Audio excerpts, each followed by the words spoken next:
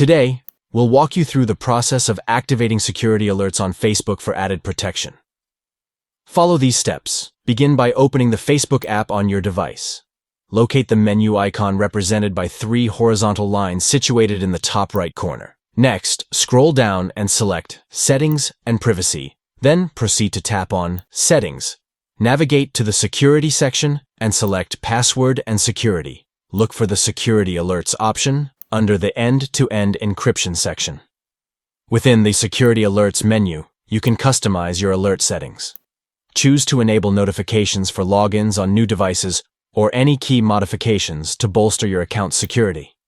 By diligently following these steps, you can efficiently manage your security alerts on Facebook, ensuring that you stay informed about any account activity and potential threats. Take charge of your account's safety and security today by activating these essential security alerts. Thank you for tuning in. Stay vigilant and keep your online presence secure.